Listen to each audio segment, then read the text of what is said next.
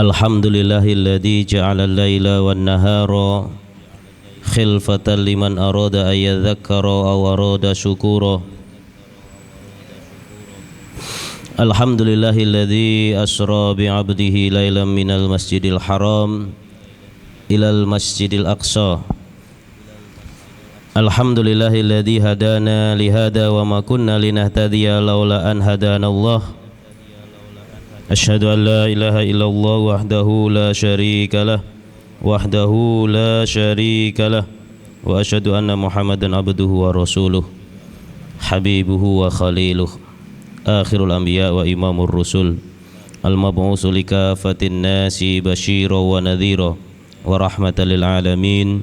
Allahumma shalli wa sallim ala sayyidina Muhammadin wa ala alihi wa ashabihi wa man tabi'ahum bi ihsan ila yaumidin, amma ba'du.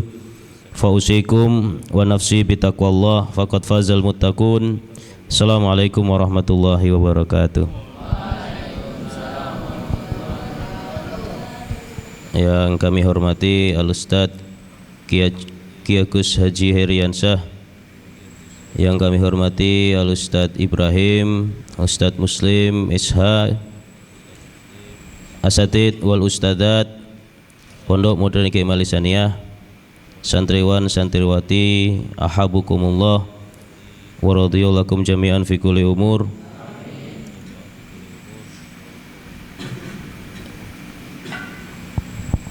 Malam hari ini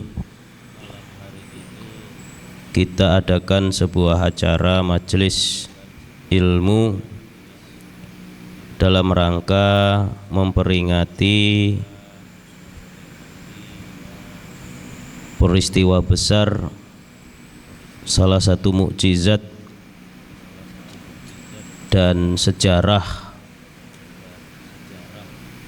Islam, sejarah kenabian dan kerasulan Nabi Muhammad SAW, yang dengannya kita semuanya dapat terbimbing, mendapat petunjuk sehingga kita melaksanakan apa yang diperintahkan Allah dan Rasul-Nya dengan sebaik-baiknya. Salah satu peristiwa itu Isra Mi'raj.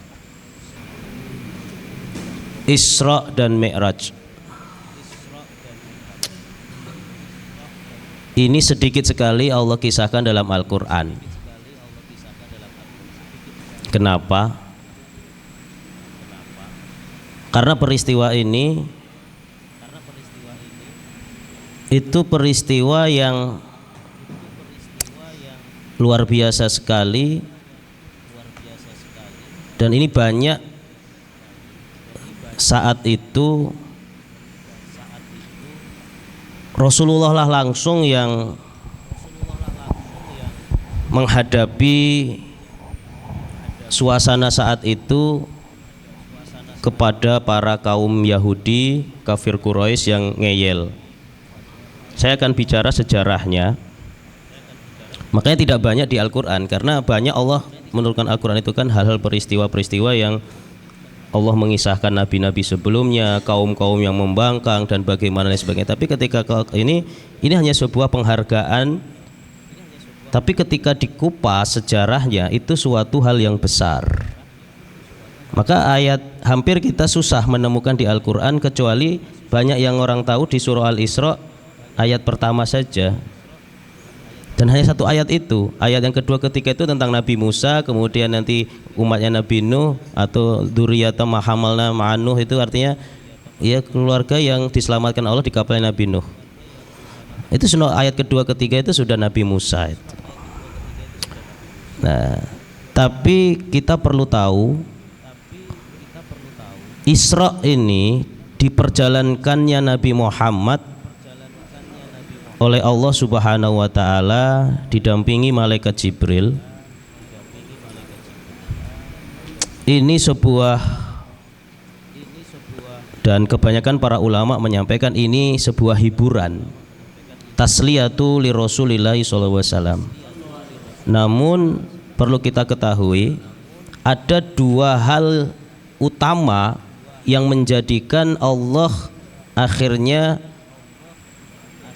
pada bulan Rajab ini saat itu memilih waktunya gitu ya untuk memperjalankan Nabi Muhammad SAW. Tapi di sini disebut hamba loh ya. Perlu kita ketahui ada hal yang penting sekali. Subhanalladzi asra bi 'abdihi. Allah tidak menyebut rasulihi, nabiyihi, au habibihi, khalilihi, tapi menyebut abdihi. Nah, ini ada banyak hal hubungannya. Kalau sudut pandang tingkat tertinggi manusia itu ketika dia disebut oleh Allah sebagai hambanya. Arti tingkat tertinggi kualitas manusia itu bagaimana kita menghambakan diri kepada Allah. Itu sudut pandang lain. Kemudian kenapa juga pakai abdihi di sini? Karena peristiwa ini untuk mengalahkan, untuk menjawab, untuk mematahkan tuduhan-tuduhan orang Yahudi, doktrin-doktrin orang Yahudi terhadap kafir Quraisy, yang akhirnya kafir Quraisy mengikuti Yahudi, menuduh Nabi Muhammad dan lain sebagainya. Jadi di sini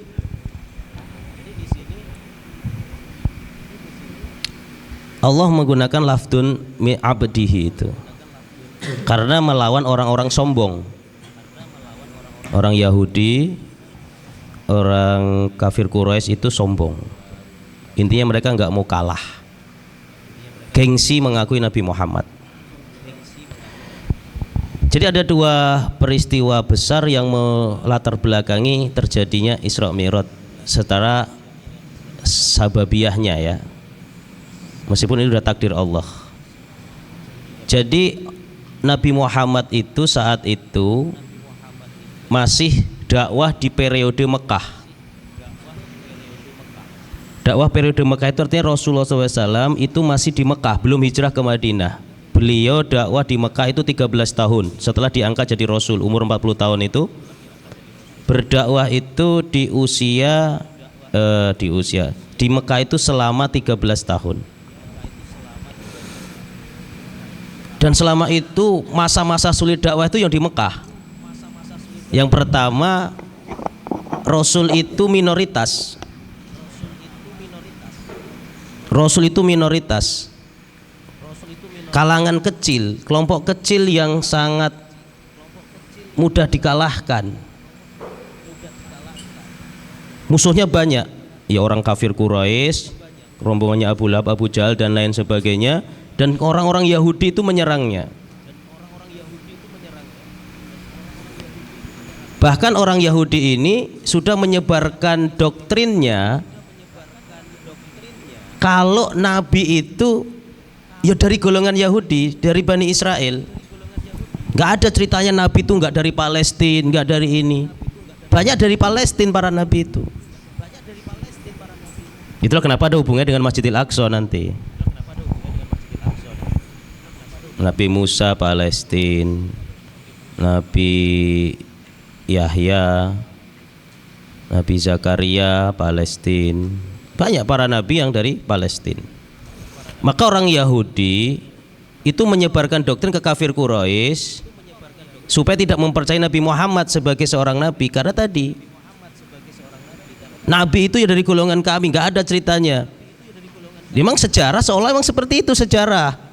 Dari Nabi Yakub alaihissalam ke Nabi Yusuf, kemudian seterusnya sampai Nabi Isa itu min Bani Israel. Ingat, Bani Israel kalau dalam Al-Quran, dalam hadis itu bukan Israel yang negara Israel sekarang ya. Itu negara Israel kan baru jadi negara berapa tahun terakhir ini karena diberi kemerdekaan oleh Inggris kan gitu. Ini Bani Israel yang dimaksud adalah min waladi Yakub. Nabi Yakub itu punya anak 12. Salah satu ada nama Yahuda.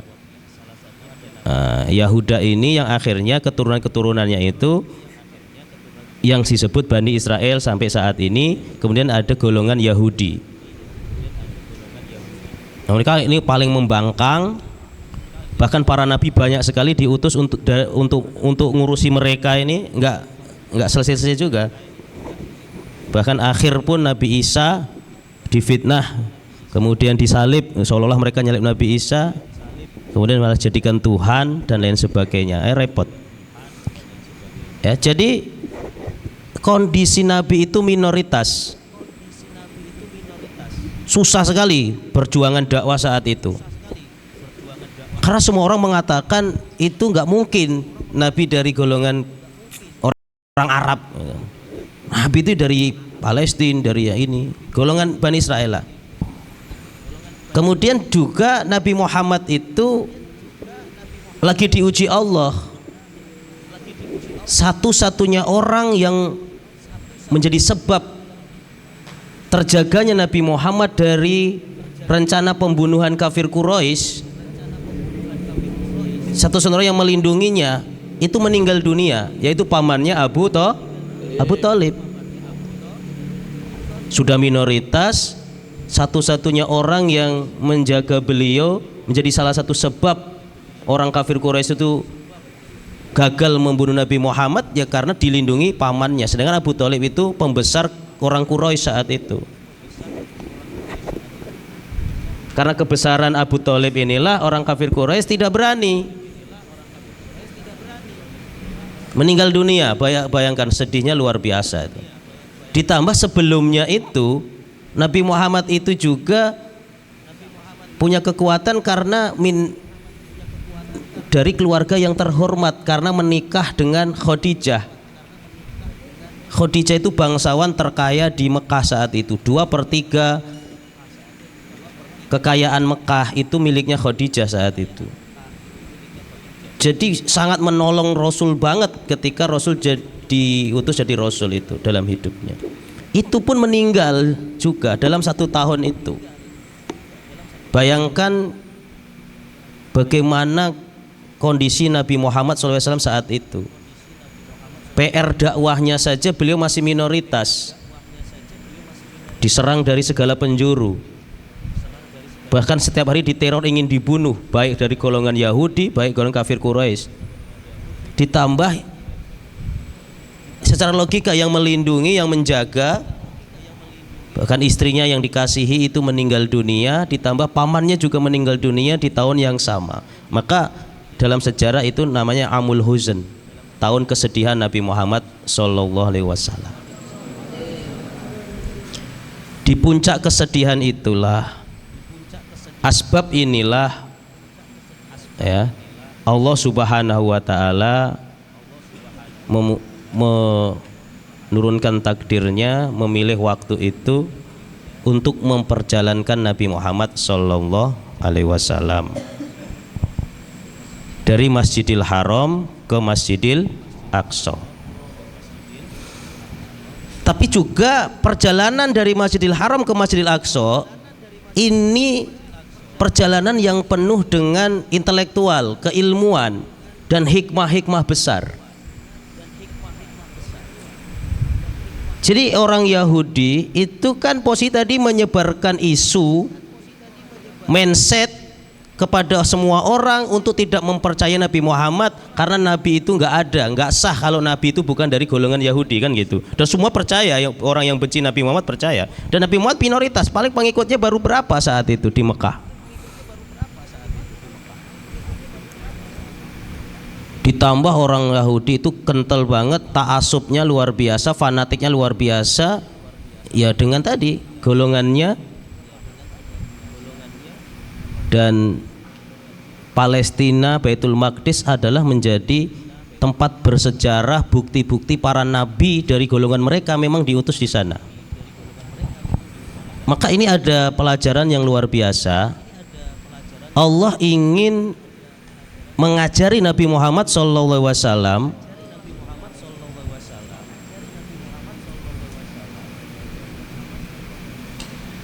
kebiasaan-kebiasaan dan tradisi-tradisi para nabi. Sehingga disitulah Nabi Muhammad tahu, bahkan lebih tahu daripada orang Yahudi. Jadi Nabi Muhammad SAW diperjalankan dari Masjidil Haram ke Masjidil Aqsa. Maka banyak para ulama berpendapat nanti di Masjidil Aqsa Nabi Muhammad itu sempat bertemu dengan para nabi. Kemudian Nabi Muhammad sholat menjadi imam di sana. Kemudian Nabi Muhammad sempat diskusi dengan para nabi, berbincang-bincang semuanya.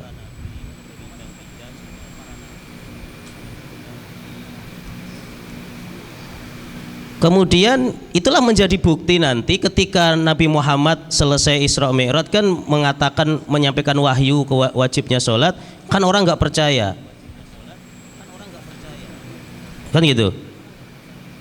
Pertama, masalah yang pertama saja dia masih terbebani membuktikan dia itu seorang nabi beneran, karena nabi itu ya kebanyakan zaman-zaman akhir-akhir zaman itu kan memang nabi dari Bani Israel.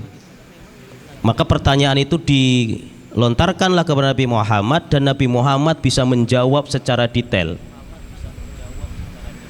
tentang Masjidil Aqsa-nya, ada berapa pintu, ada berapa tiang, ada ini jawab semuanya dengan baik. Kemudian bahkan Nabi Muhammad itu bisa menceritakan Nabi Musa itu gimana, rambutnya gimana, sosoknya gimana, tinggi apa enggak, ini secara detail. Nabi Isa diceritakan secara detail. Ya karena tadi Allah pertemukan itu. Maka terjawablah semuanya dan kalah telak orang Yahudi, orang kafir Quraisy. Karena kenyataannya Nabi Muhammad bisa menjawab semua pertanyaan itu.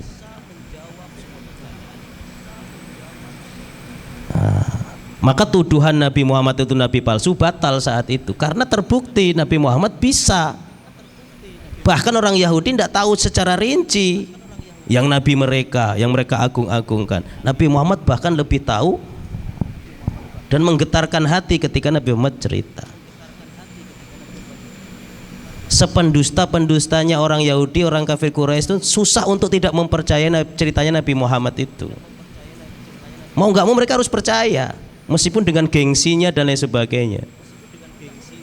Nah, itu salah satu hikmah ilmu perjalanan itu, bukan hanya sebuah jalan saja, tapi Allah ingin mempertemukan nabinya, kekasihnya dengan para nabi, supaya Rasulullah SAW itu juga sebagai sunnahnya, itu tradisi dari para sahabat, para Rasul itu ya Nabi Muhammad juga melakukan. Maka dipertemukanlah oleh para nabi. Secara ini kan Nabi Muhammad itu sebenarnya kan Imamur Rasul, tapi secara takdir Nabi Muhammad dilahirkan terakhir. Secara adab, hukum adab sopan santun gitu, Nabi Muhammad paling muda kan gitu, kan lahir terakhir. Maka diperjalankan, ketemulah para nabi, kemudian diskusi, cerita semuanya. Maka tahu banyak hal Nabi Muhammad, bagaimana umatnya Nabi Musa, umat ini diceritakan, ngadepin umatku tuh kayak gini loh, ngadepin ini, orang yang ngaku-ngaku umatku kayak gini, tahu semua. Nabi Muhammad dapat bekal yang luar biasa di situ. Itu, ya. Kemudian juga Isra Mi'raj, kenapa dari Masjidil Haram ke Masjidil Aqsa? Orang-orang Yahudi dan seorang yang saat itu sangat meyakini ya kiblat itu Masjidil Aqsa. Dan memang benar para nabi ke sana, tapi secara sejarah otentik duluan Masjidil Haram dulu jadi kiblat sebelum Masjidil Aqsa. Maka nanti kiblat itu dialihkan ke Masjidil Haram. Maka berangkatnya dari Masjidil Haram ilal Masjidil Aqsa. Karena aslinya kiblat itu ya Masjidil Haram. Gitu ya. Inna awwala baitin lawudi alinnasi bibakatal mukarramah. Sesungguhnya rumah pertama kali yang dibangunkan untuk manusia itu ya Mekah, yaitu Ka'bah itu. Gitu loh. Jadi kiblat pertama kali itu memang Masjidil Haram, yaitu Ka'bah. Tapi memang akhirnya di para nabi-nabi, bahkan Nabi Muhammad sendiri pun sempat sholat berkiblat ke Masjidil Aqsa kurang lebih 16 bulan. Jadi 1 tahun 4 bulan Rasul itu sholatnya berkiblat ke Masjidil Aqsa. Emang gitu, karena susah, nggak mudah untuk langsung memindahkan ke Masjidil Haram, nggak mudah. Bahkan harus pakai peristiwa Isra Mi'raj juga dulu untuk menjelaskan, meyakinkan kembali orang-orang yang ngeyel itu bisa menerima tanpa merendahkan Masjidil Aqsa, karena dianggap nanti merendahkan Masjidil Aqsa. Maka turun ayat kan, qad nara taqalluba wajhika fis samai falanuwaliyanaka qiblatan tardoha falanuwaliyanaka qiblatan tardoha fawali wajhaka satral Masjidil Haram. Itulah perpindahannya. Tapi setelah peristiwa ini, ya, jadi kiblatnya adalah Masjidil Haram aslinya.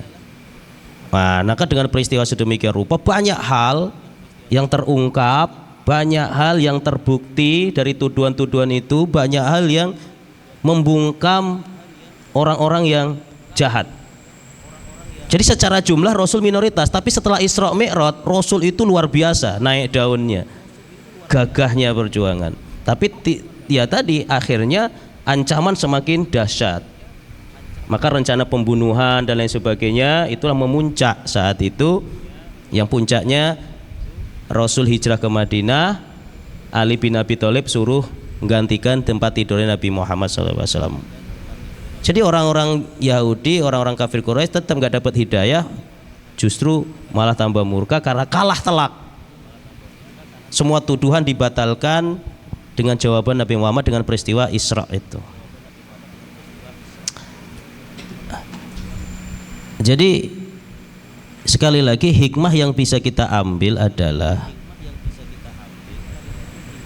ketika kita ini dalam kesulitan-kesulitan apapun, itulah, maka belajarlah sebuah sejarah.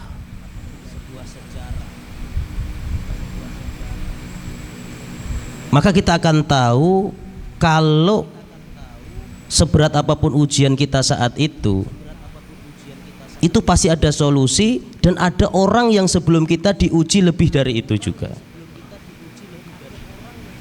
Itu penting. Ya.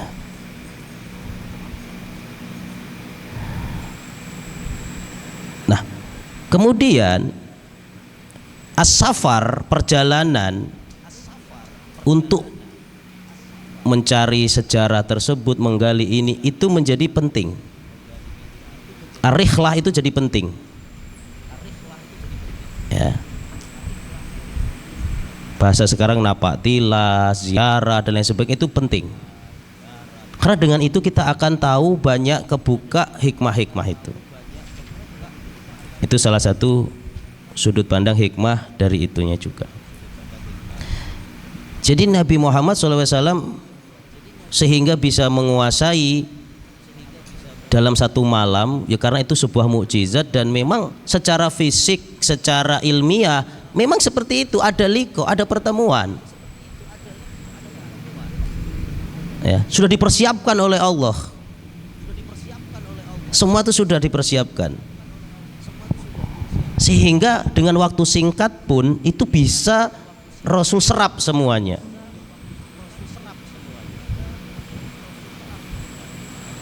Nah, itu Isra. Jadi subhana. Maka kenapa ayat ini diawali dengan subhana? Kalau kajian tafsir, ayat yang diawali dengan akhruful muqatta'ah, kemudian diawali dengan subhana gitu ya.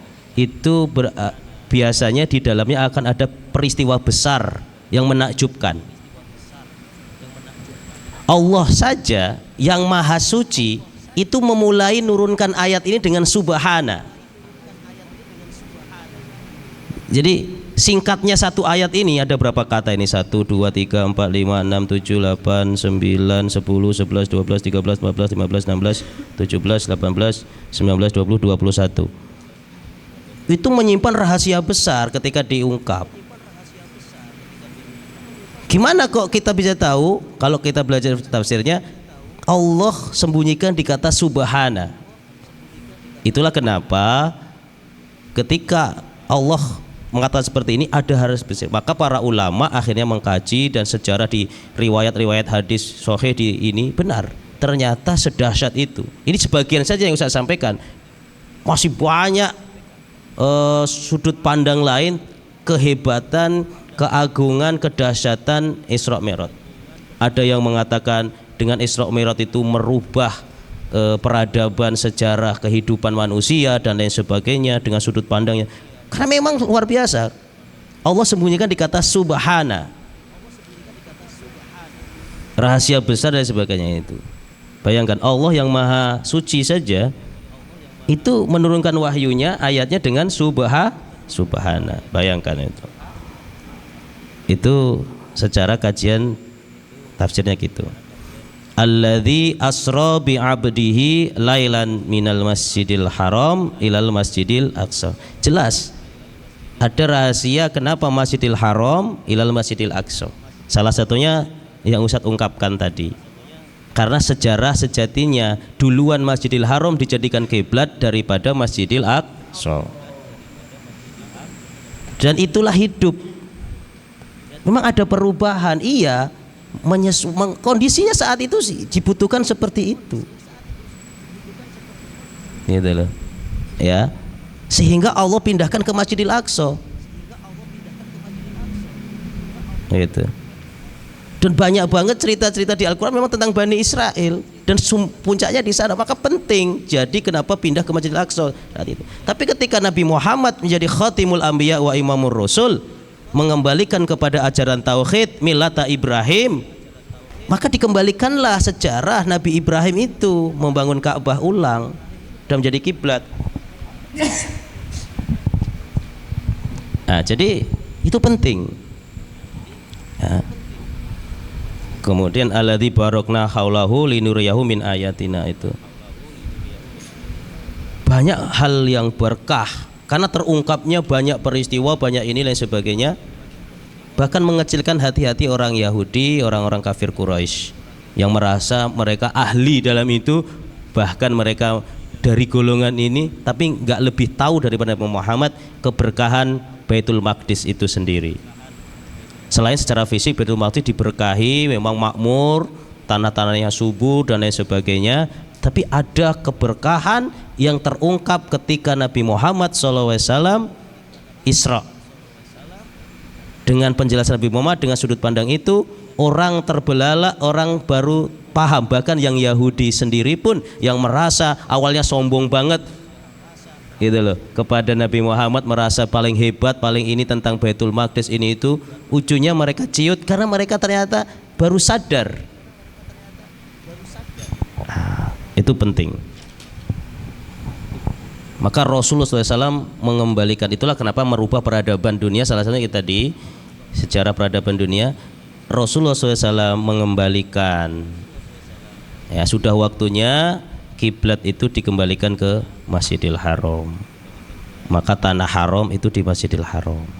Kemudian ya orang berkiblat di sana, fokusnya ke sana kepada simbol kembalinya ajaran tauhid. Ya. Ya, Nabi Ibrahim itu menyebarkan ajaran tauhid dan membangun itu peradaban itu di Masjidil Haram.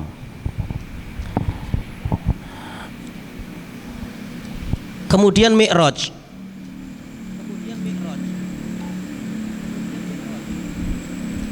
Akhirnya Rasulullah SAW kemudian naiklah dengan kendaraannya, banyak yang menyebut buruk, ya.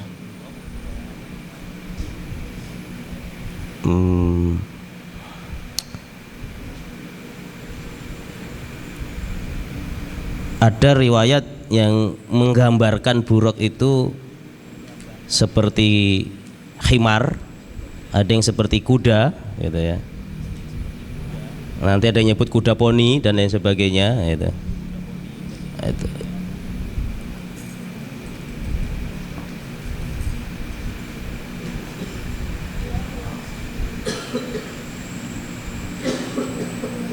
Jadi punya kekuatan yang luar biasa lah intinya.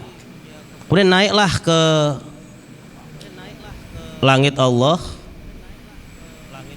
Dan ini juga peristiwa luar biasa, bertemunya para nabi di sana juga. Di langit pertama bertemu dengan Nabi Adam. Ditunjukkanlah. Jadi dalam hadis sahih, hadis Muslim, sahih Muslim itu ada dikisahkan dalam riwayatnya itu Nabi Muhammad ditunjukkan sebelah kanan dan sebelah kiri. Ketika noleh ke kanan tersenyum, lihat golongan orang banyak. Noleh ke kiri nangis. Kemudian bertemu dengan Nabi Adam, disapa oleh Nabi Adam. Kemudian Nabi Muhammad bertanya dengan malaikat Jibril, dijawab itu siapa? Nabi Adam. Kemudian diceritakan kenapa tadi kalau ngelihat ke kanan tersenyum, kalau ngelihat ke kiri nangis. Jadi ngelihat ke kanan itu melihat anak-anak keturunan Nabi Adam itu yang ahli surga. Maka Nabi Adam tersenyum melihat anak-anaknya, keturunannya. Ya kita semua ini disimbolkan dengan yamin. Selalu hal baik itu di yamin, kanan. Itu ahli surga. Maka tersenyumlah. Dohika, akan tertawa, bahagia. Tapi ketika ngelihat ke kiri itu baka, nangis. Karena tetap ada juga anaknya Nabi Adam itu yang ditakdirkan neraka. Jadi seperti itu. Ingat ya. Kita semuanya juga Bani Adam. Dan sudah dipastikan ada hamba Allah Bani Adam itu yang ditakdirkan neraka. Pertanyaannya sekarang bagaimana kita berusaha kepada Allah mendaftarkan diri kepada yang ditakdirkan ke kanan tadi yang masuk surga, supaya ketika nanti berjumpa dengan para nabi itu tertawa.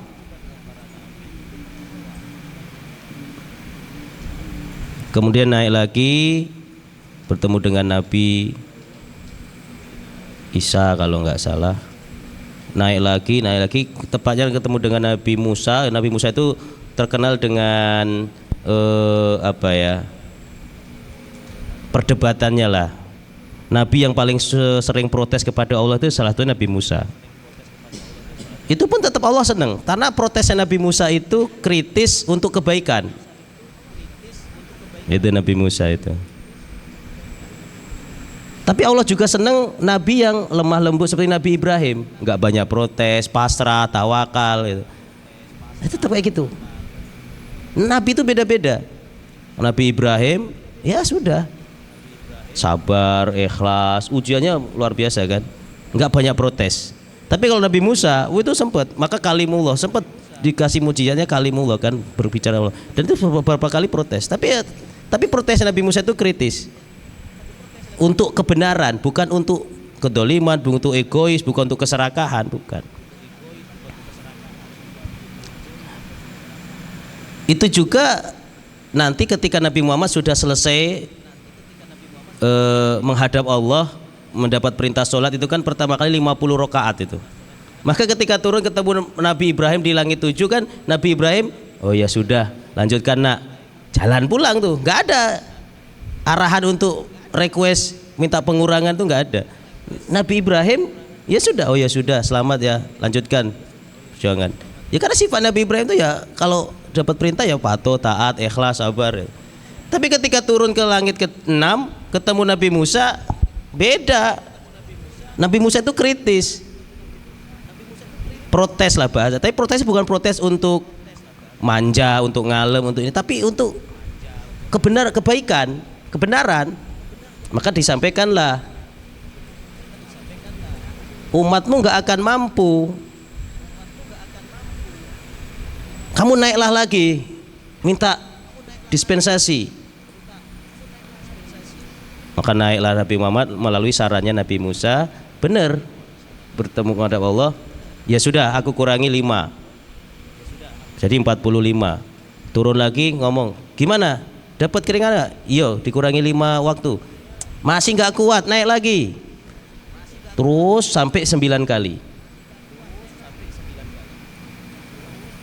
Maka tersisalah 5 waktu itu. Sebenarnya turun lagi ke Nabi Musa. Percaya sama aku, umatmu nggak akan kuat. Banyak nanti yang meninggalkan ini. Tapi karena Nabi Muhammad punya kelebutan tadi, itu bedanya juga. Akhirnya Nabi Muhammad tidak mengikuti saran Nabi Musa, naik lagi. Kalau naik lagi pasti nggak ada syariat sholat.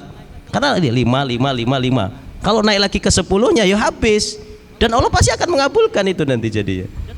Tapi akan beda sejarahnya. Nabi Muhammad akhirnya memutuskan tidak. Hikmahnya apa di sini?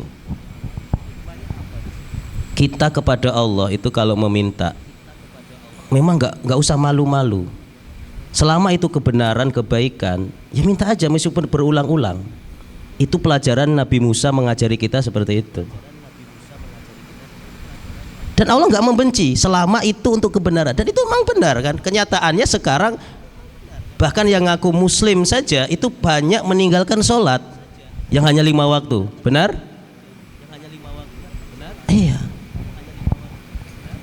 Memang benar prediksi Nabi Musa itu benar. Tapi karena nggak mungkin Nabi Muhammad, ya itulah yang akhirnya Nabi Muhammad menjadi dirinya. Ya akhirnya memutuskan tidak menghadap Allah lagi. Seandainya Nabi Muhammad ngadep, ya sudah.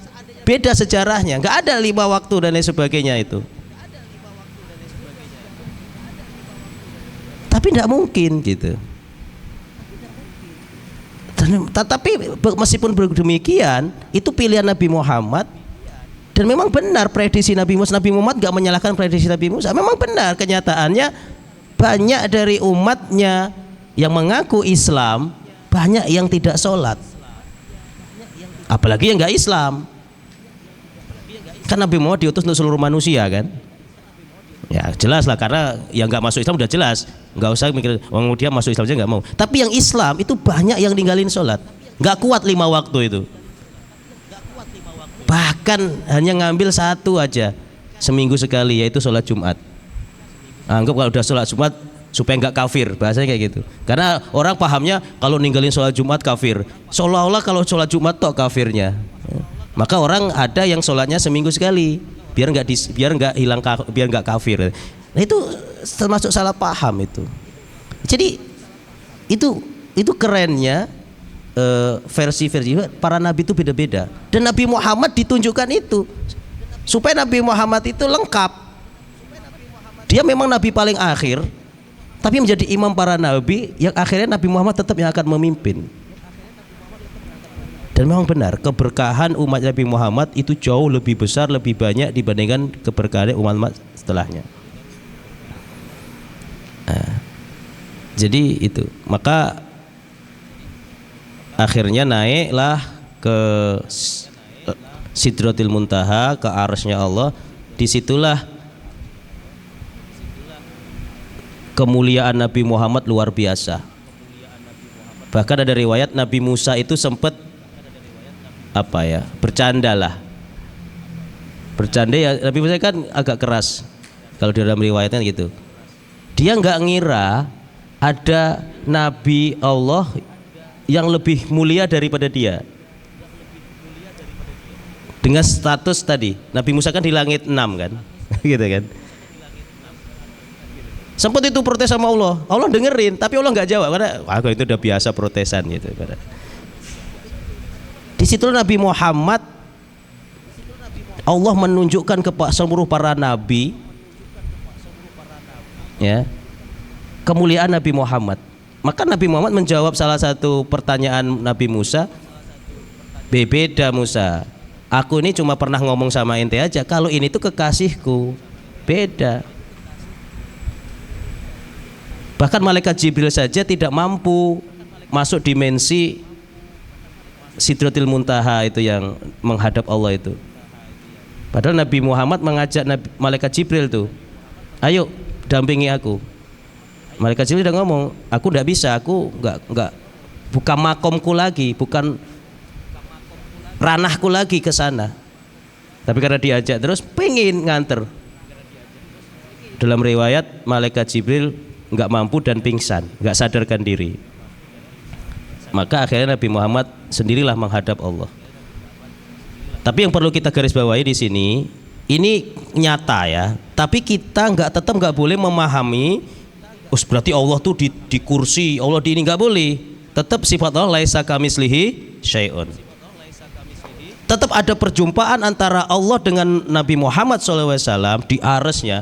Terus jangan kita langsung menerjemahkan, membayangkan Allah itu punya singgasana, Allah ini seperti raja-raja. Berarti kita sudah menyerupakan Allah dengan makhluknya. Paham? Yang jelas Allah tetap, tapi kita tidak boleh membatasi posisi Allah itu seperti bayangan raja-raja yang kita lihat.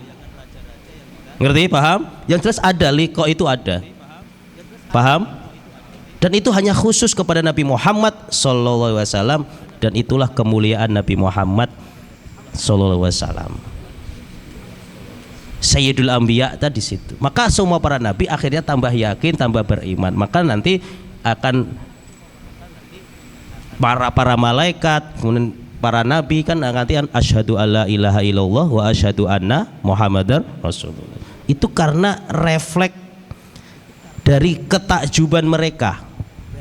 Jadi ketika Nabi Muhammad masuklah ke Sidratil Muntaha, malaikat Jibril tidak mampu, maka ketika itu luar biasanya, yang ini di dalam sholat kita dan ini wajib, khususnya di tahiyat akhir, Nabi Muhammad mengucapkan at-tahiyatul mubarakatus sholawatut thayyibatul lillah. Tulisannya at-tahiyatu, at-tahiyatul al-mubarakah. Jadi digandengkan aja tuh, at-tahiyatul mubarakatul sholawatut thayyibatul lillah. Jadi Nabi Muhammad mengucapkan itu, segala pujian, segala keberkahan yang baik semuanya milik Allah. Itu ucapan salam Nabi Muhammad kepada Allah, menyapa seperti itu. Penghormatannya at-tahiyah al-mubarakah as-sholawat, semua sholawat yang baik-baik lillah, untuk Allah. Kemudian Allah menjawab, assalamu alaika ayyuhan nabiyyu wa rahmatullah wa barakatuh. Jadi Allah menjawab, salam bagimu wahai Nabi, assalamu alaika ayyuhan nabiyyu. Ini dikenang dalam sholat itu percakapan Nabi Muhammad kepada Allah. Nabi Muhammad menyapa Allah, masuk ke arsy-Nya itu, ke Sidratil Muntaha, kemudian Allah menjawab, assalamu alaika ayyuhan nabiyyu. Keselamatan bagi wahai Nabi, assalamualaikum ya Nabi, wa rahmatullahi, dan rahmat Allah, wa barakatuhu, dan berkahannya dari Allah. Kemudian itulah kemuliaan Nabi Muhammad. Nabi Muhammad tidak bangga, tidak merasa paling ini. Nabi Muhammad tidak lupa dengan kita semuanya. Assalamu alaina wa ala ibadillahis sholihin.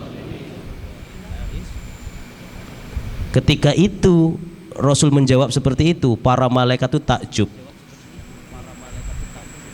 Maka mereka langsung bersaksi, asyhadu alla ilaha illallah wa asyhadu anna Muhammadar Rasulullah. Itu. Nah, itu. Jadi demikianlah cara Allah menghibur kekasihnya. Ingat sejarah pertama tadi, Rasul di dalam posisi yang sangat sedih, ya, selain minoritas, terpuruk, orang yang melindunginya dipanggil Allah, tapi beliau angkat derajat beliau luar biasa dengan Isra dan Mi'raj tadi, dengan hikmah yang sangat luar biasa, sehingga dakwah beliau jadi mudah dan mengakar, sehingga barokah bahkan sampai kita semuanya. Jadi ini penting kita ketahui, peristiwa ini bukan hanya peristiwa yang begitu saja, tapi ini sangat luar biasa, dan bagaimana kita harus mahabbah kepada Rasul, dan bagaimana kita harus taat terhadap perintahnya dan perintah Allahnya. Kemudian sisi lain tentang pentingnya sholat, secara aturan disiplinnya Allah, semua syariat ibadah itu prosedurnya itu melalui malaikat Jibril, wahyu itu. Dan semua para nabi semuanya melalui malaikat Jibril. Wahyu diturunkan. Dan Nabi Muhammad juga syariat-syariat yang lain, puasa, zakat, bla bla bla yang lain melalui malaikat Jibril, yaitu turunnya ayat melalui malaikat Jibril. Tapi berbeda dengan sholat. Artinya ada makom keistimewaan ibadah sholat ini yang perlu kita pegang, yang perlu kita pahami. Jangan main-main dengan sholat. Jadi nggak cukup, ya, turun ayat saja perintah sholat, tapi Allah untuk mewajibkan sholat, Allah membuat suasana menjadi dahsyat, indah dan luar biasa, menakjubkan Isra dan Mi'raj itu. Bahkan tidak ada yang mampu, malaikat Jibril pun tidak mampu. Malaikat yang paling dekat dengan Allah itu malaikat Jibril itu katanya.